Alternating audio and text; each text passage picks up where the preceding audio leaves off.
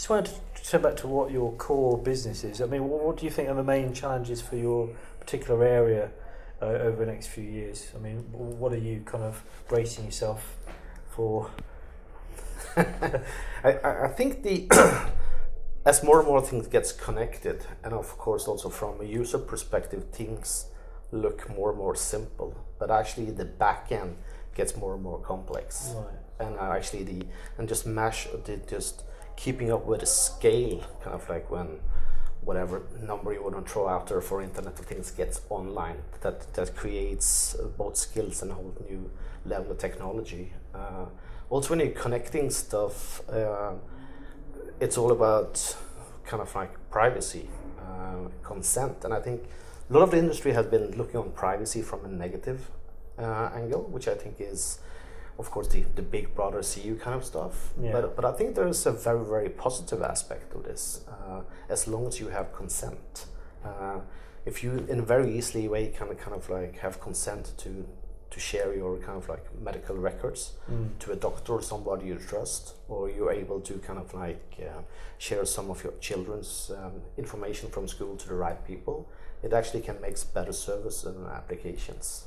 But the thing is with technology is you need an end-to-end solution which spans everything from kind of like the client side and a CPU down to the back end, up to the user interface. And security will not be easy, but it needs to be kind of easy for the user. So basically the user shouldn't have to see it. I mean, talking about data security there, cloud computing is obviously a massive kind of phenomenon now, particularly in the last few years. I mean, one of the things that was initially holding that back were security concerns. Do you think that kind of initial hesitancy is now over? Do you think more and more companies are likely just to carry on with the cloud computing side of things? Yeah, I think it's better, because I also think that kind of like even if you don't do cloud computing, you have to open your enterprise for your employees not sitting behind a firewall anymore. They're traveling all the time. Everything is borderless. And if you're going to interact with your customers, with your partners, even with your employees, kind of like you need a very different security paradigm. And it's the same paradigm you use for cloud computing than you actually now see in every enterprise. So I think the kind of like when the enterprises has got more knowledge and exposure to actually redefining their own IT strategy, they say, this is basically just a cloud service like anything else, of course. And of course, when they have learned it and they have got their hands on to it, they probably will start trusting it more. And just to turn things back to you now personally, I mean, what would you say is the most kind of rewarding part of your job and the hardest part of your job?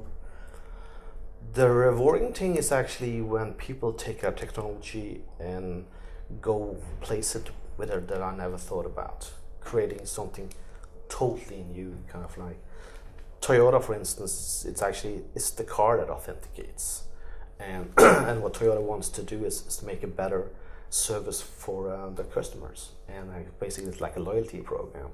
So when you get in the car in the morning, it kind of like it's all fired up. It has your favorite songs loaded in the machine.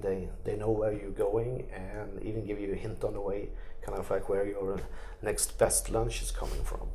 So when we see people taking technology and deploy it in use cases we never heard about, that's the most rewarding thing of it. And looking back at your career so far, I mean, is there anything you do differently? If you had your time again? It's a bit of a curveball question. I'm always quite interested with someone like yourself who's done startups and done this and that, whether there's things you think, actually I wish I hadn't done that. Hopefully, I think I'm getting a little bit wiser as I grow. Would I like to do a startup again? Yes. The kind of like the joy of being part of an adventure like ForgeRock, from a simple idea to where we are today, is just amazing. I also been doing a startup that failed, which in a different way was amazing and even equally more learning full. So But there's, I think, just a couple of things that I would like to avoid. But yeah, I think you need to do the mistakes to really learn it. So where do you see yourself and ForgeRock in a few years' time? Where do you want to build the company? The company is a pure product company, Yeah. and of course there's we're going big or going home. So it's all about making the best kind of like identity company in the industry, basically. And Yeah. I think we are very well positioned to be able to do that. If you see some of the competitor we have there, it's more kind of like the legacy dinosaur companies out there. Most of their innovation is made by acquisitions, meaning what's under the hood in those platforms is kind of like 14 different technologies that was never architected to work together. So I think we have a very good time. And the other thing is kind of like identity is center of everything. Being cloud, being mobile, being IoT, like it's identity of your fridge or of your car, of your mobile. How do you connect it, and how do you build a relationship with that to you as a user of the technology and services?